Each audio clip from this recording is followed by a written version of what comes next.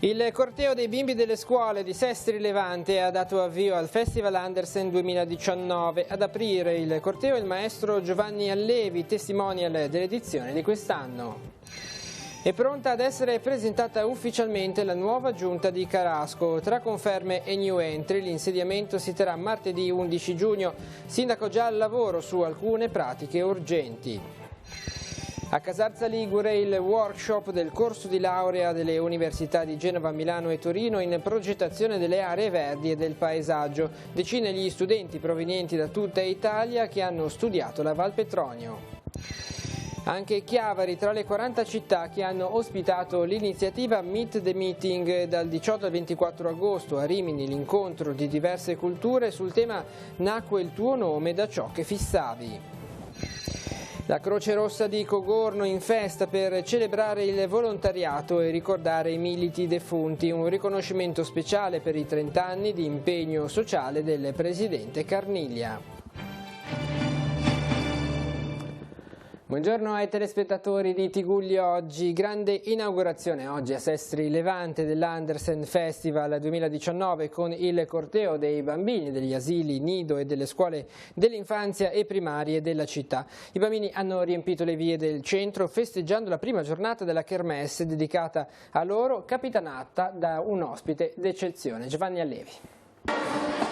Fiori colorati, animali del mare e della terraferma, foglie e frutti. È la foresta intera sulle note della banda ad aver invaso con la sua gioia e i suoi colori il centro storico di Sestri Levante, dove con la tradizionale sfilata dei 600 bambini delle scuole ha preso il via l'edizione 2019 del Festival Andersen. Tema di quest'anno è la coscienza, che farà da filo conduttore a tutti gli spettacoli e le iniziative in programma nei 4 giorni della Kermesse. Ad aprire la sfilata il testimonial di questa 52esima edizione del premio, il maestro e compositore Giovanni Allevi. Per fortuna che sono qui, perché posso condividere la purezza, il sorriso, l'innocenza di questi bambini. Sono elementi, sono sentimenti di cui tutti abbiamo bisogno. Oggi si parla di ambiente, tematiche queste che sono emerse grazie proprio alle giovani generazioni. Qui oggi c'è un esempio di questo. Le giovani generazioni hanno fatto vacillare i sistemi di potere, hanno costretto gli adulti a un ripensamento.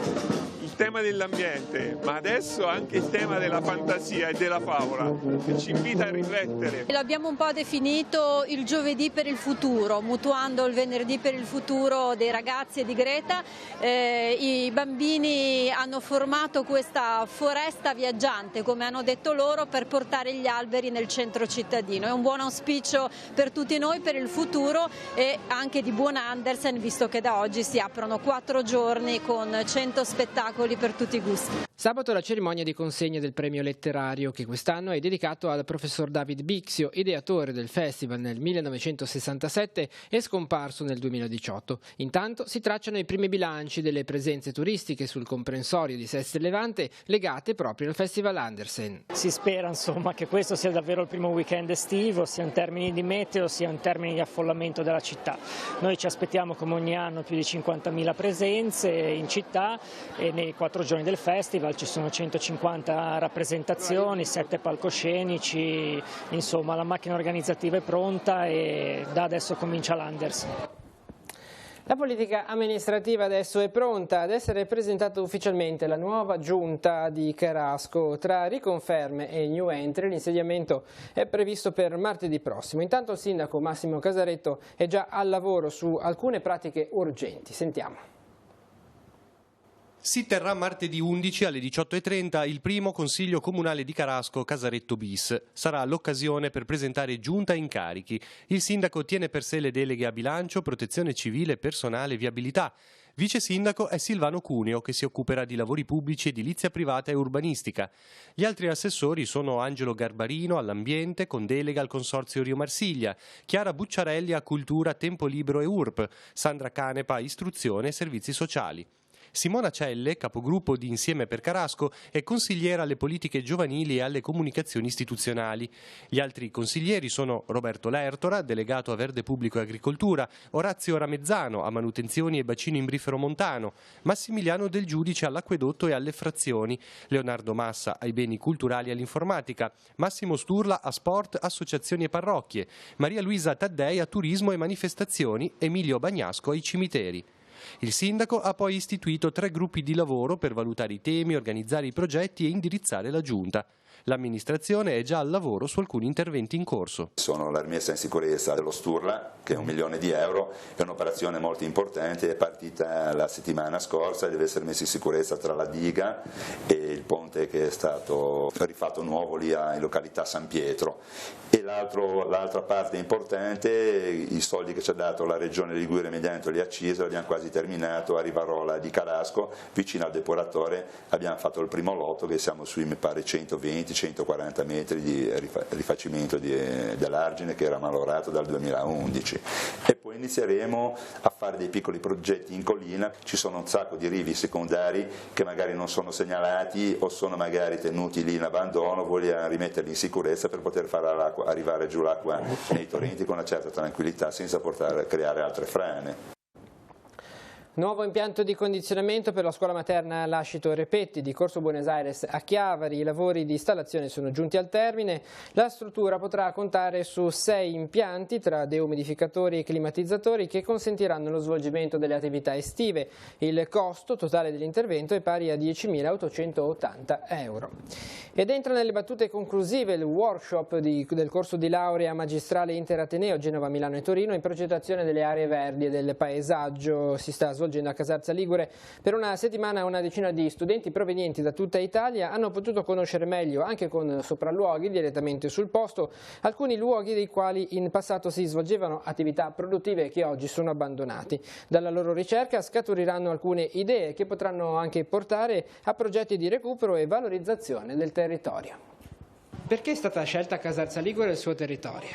Casarza Ligure è in una posizione di grande interesse ed è una di queste valli interne della Liguria in cui esistono una serie di risorse di paesaggio veramente interessanti e che devono essere messe a sistema rispetto alla costa, che è così congestionata e piena di turisti, che potrebbero essere portati a conoscere delle realtà magari molto vicine e sicuramente affascinanti. Gli studenti conosceranno il territorio come oggi, ma guardando anche a quello che è stato, la sua storia. Certo, il lavoro dello studente sarà quello di sempre portato a vedere a più scale il territorio nel suo insieme, una scala molto grande, ma anche poi a cercare di dare delle risposte progettuali di dettaglio e studiando anche le trasformazioni in corso, e quindi per capire cosa sta succedendo occorre conoscere qual era la situazione precedente. I temi individuati sono 3: il paesaggio minerario, il paesaggio agricolo e il paesaggio urbano, diciamo, dei vari paesi e località che sono nell'intorno della Val Gromo. Gli studenti faranno dei sopralluoghi specifici, raccoglieranno dati che poi durante una settimana di lavoro intensivo in dipartimento metteranno a punto e dovranno consegnare 3 tavole per gruppo dove esporranno, diciamo, i valori individuati nel territorio e daranno origine a dei progetti, diciamo, o delle proposte di progetto che possono essere poi utilizzati dal comune o dalle comunità. La giovinezza della Chiesa è animata dallo Spirito Santo. È ispirata alla Christus Vivit di Papa Francesco, la solenne veglia di Pentecoste che si celebrerà in diocesi sabato prossimo alle 21. La Chiesa diocesana è invitata a raccogliersi in preghiera insieme al Vescovo nella cattedrale di Nostra Signora dell'Orto. Nell'invocare il dono dello Spirito Santo, una preghiera particolare sarà per il diacono Alessandro Cavallo, che sarà ordinato sacerdote da Monsignor Alberto Tanasini. Don Alessandro porta così a compimento un percorso iniziato 5 anni fa nel seminario vescovile di Chiavari. Nato a Santa Margherita Ligure il 31 maggio 1987, secondo di 3 fratelli, Alessandro è originario della parrocchia di San Pietro di Novella a Rapallo. Membro della Fraternità di Comunione e Liberazione, al termine degli studi universitari alla Facoltà di Matematica, la scelta di entrare in seminario. Domenica 9 giugno, solennità di Pentecoste, alle 15:30 nella Cattedrale di Chiavari ci sarà l'ordinazione presbiterale. Le celebrazioni, in questo caso sia la veglia sia l'ordinazione, saranno trasmesse in diretta TV su Telepace 1 al canale 15. E dal 18 al 24 agosto alla Fiera di Rimini si svolgerà la 40ª edizione del Meeting dell'Amicizia tra i Popoli, evento promosso da Comunione e Liberazione con un fitto programma di incontri e di approfondimenti. Il tema scelto per l'edizione 2019 è Nacque il tuo nome da ciò che fissavi, un verso poetico di Karol Wojtyla che apre uno squarcio sulla radice dell'esistenza cristiana piantata nell'uomo di Nazareth. Nei giorni scorsi Chiavari ha ospitato un gazebo informativo in preparazione alla manifestazione. Sentiamo. La campagna Meet the Meeting ha toccato 40 città italiane, tra queste Chiavari, dove i volontari che durante il meeting per l'amicizia tra i popoli di Rimini prestano attività agli stand si sono dati disponibili per dare informazioni e raccogliere fondi per l'evento. L'edizione 2019 sarà la 40ª, si svolgerà dal 18 al 24 agosto e avrà un tema attuale e provocatorio. È un titolo molto provocatorio che si inserisce proprio nella situazione odierna di oggi, una situazione in cui siamo determinati da una paura, da una diffidenza, dai timori. E che cosa può rimettere in moto la persona davanti a questa situazione così contraddittoria? La può mettere in moto qualcosa di positivo, e questo in questo momento è fondamentale proprio perché vediamo prevalere parole come divisione, esclusione, diffidenza, paura. Che cosa può superare questo? Che cosa può superare questa solitudine? Dei fatti concreti che stanno avvenendo, delle persone che si mettono insieme e costruiscono. Alla Fiera di Rimini saranno portate esperienze da tutto il mondo. Il tema sarà sviluppato attraverso un programma fitto di incontri improntate ad alcune parole chiave. La prima è la parola io. Come dicevo, abbiamo bisogno che la persona si ricostituisca e si può ricostituire attraverso uno sguardo. La seconda parola è Islam. È una parola che fa parte del bagaglio di relazioni e di rapporti che abbiamo intessuto in questi anni. Sulle orme del grande cardinale Toran e di Papa Francesco tentiamo un dialogo costruttivo anche con questo mondo.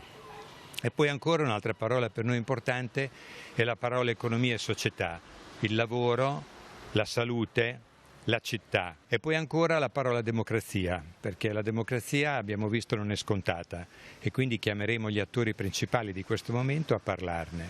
Ecco, questi sono alcuni dei temi che quest'anno svolgeremo al meeting. Nei giorni scorsi la Croce Rossa di Cogorno ha organizzato una festa per celebrare e ringraziare tutti i volontari che quotidianamente collaborano per coprire i servizi offerti dal sodalizio. Un momento affettuoso e familiare in cui sono stati ricordati anche i militi defunti e i giovani che aiutano l'ente prestando il servizio civile volontario. Il valore del volontariato si esprime in molteplici aspetti. Per i militi della Croce Rossa di Cogorno, la festa organizzata nella sede di San Salvatore è stata un'occasione per ringraziare e premiare tutti coloro che si prodigano durante l'anno nelle varie attività. Al tempo stesso è stato un momento di formazione con esercitazioni pratiche e di commemorazione di chi è stato volontario e ora non c'è più, ma continua a vivere nel ricordo. Ricordo molto la mia moglie, la signora, che lei era una persona molto legata all'aiuto agli altri. Era andata da ragazza a Firenze per l'alluvione di Firenze, era andata in altri posti quando c'è stato il terremoto e quindi poi appena ha smesso di lavorare si è iscritta alla Croce Rossa. Si dedicava ai suoi tempi, ante 2000, anche 4 notti alla settimana. Poi, come aveva detto il Presidente, prima viene la famiglia e poi il volontariato. Ma lui non ha abbandonato finché non ha potuto. Poi ci siamo trasferiti in provincia di Parma e purtroppo però lui sarà sempre nel cuore dei vecchi militi. La Croce Rossa di Cogorno da qualche anno può contare sul supporto di giovani che prestano servizio civile presso l'ente, che tuttavia lancia un invito a coloro che avessero tempo e risorse da dedicare al volontariato. I volontari ce ne sono, però non sono mai abbastanza, e quindi credo che il messaggio che possiamo anche lanciare è quello di invitare le persone a venire, perché tante persone hanno tempo a disposizione, possono donarlo agli altri e c'è un posto per tutti, ecco, secondo le proprie capacità, quello che uno riesce a fare o può dare. E il volontariato non è mai abbastanza. Ecco. Nel corso della giornata un premio speciale è stato assegnato al presidente del sodalizio Franco Carniglia. Ma sono i 25 anni di carriera da volontario del sodalizio e per me è un onore consegnarli.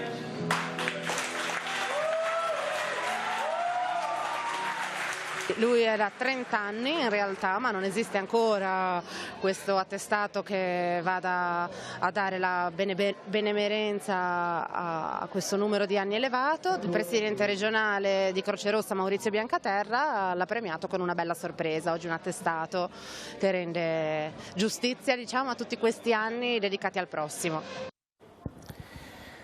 Sulla presenza del cinipide del castagno è intervenuto l'assessore regionale Stefano Mai. Quest'ultimo ha rassicurato sul fatto che a breve saranno eseguiti dei lanci di esemplari di un parassita antagonista capace di controllare il pericoloso insetto. Mai, che invita a non fare allarmismo, spiega che il ripresentarsi di alcuni sintomi era, secondo i tecnici, previsto e che è dovuto a fluttuazioni dell'equilibrio biologico. Sempre i tecnici, riporta l'assessore, sottolineano quanto sia importante non rimuovere o bruciare le galle, ovvero gli ingrossamenti tondeggianti causati proprio dal parassita, in quanto si rischia di uccidere anche l'insetto utile che sopprime il cinipide. Linea adesso alla rassegna stampa, vediamo i titoli dei giornali in edicola quest'oggi, ci rivediamo dopo per altri aggiornamenti. Avvenire titola: in acqua, soccorsi all'ultimo secondo, si temono vittime, risposta in ritardo all'allarme dell'ONG, oltre 700 persone intercettate in mare. Salvini critica i giudici sui migranti, fanno politica e quindi si devono candidare. E poi il fallo di rigore, annunciata l'apertura della procedura di infrazione Unione Europea contro l'Italia per debito eccessivo. Conte dice no alla manovrina, li convincerò, ma ora sfuma il miliardo per le famiglie. La legge in Parlamento, Noa e quei casi estremi che interrogano l'Italia. Mentre in Olanda si cerca di chiarire la fine della 17enne autorizzata a farsi morire, il nostro Parlamento è un punto di chiave per la nuova legge. E poi il dolore e il cordoglio per la morte di Monsignor Sgreccia. Addio a Sgreccia, pioniere di bioetica, proprio oggi avrebbe compiuto 91 anni.